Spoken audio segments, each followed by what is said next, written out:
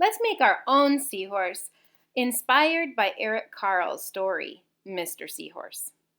Go ahead and grab one of the seahorse patterns onto your painted paper and start drawing that onto the back side. One, so that you can see what you've drawn, and two, it might be a little bit easier when you start to cut it out to see where all your pencil lines are. Take a pair of scissors and let's start cutting on that pencil line. When I cut on the pencil line, I like to start with the easiest parts first. You'll notice that the paper does a lot of twisting and turning while my scissors remain straight. That might be a cutting tip or technique that you would like to try. The other thing you might notice that when I'm cutting out my seahorse, I like to save the difficult parts for last. I went around and I cut out everything but the tail, and then I came back in because that was a lot more challenging to cut. Now I'm going to go ahead and take my seahorse and start gluing it onto my beautiful watercolor background that I painted.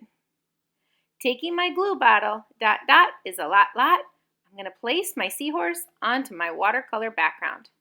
I massage the back of it so that the glue stays on. Now I'd like you to take some moments and add on some additional features to your painted seahorse.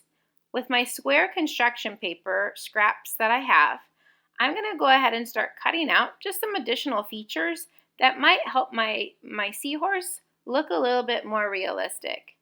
Once I've got some items that I like, again, glue those down so we don't lose them.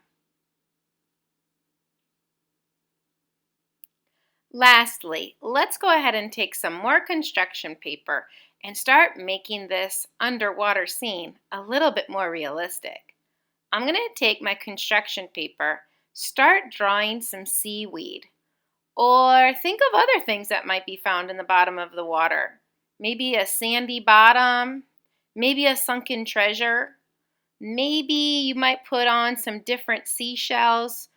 I don't know, it's just kind of fun creating. I made some seaweed and a starfish that I want to create for the bottom of my project. And I also like to, once I've glued them down, add on a little bit more texture or color to make this more believable. I want to make it look like my seaweed's not just a flat green, but it's got some different colors of green. That my starfish isn't just a yellow starfish, but maybe has some textures to it as well. That oil pastel really makes it look nice. Go ahead and take a moment and please put your name on it. And thanks for watching. Thanks for watching. Happy art making.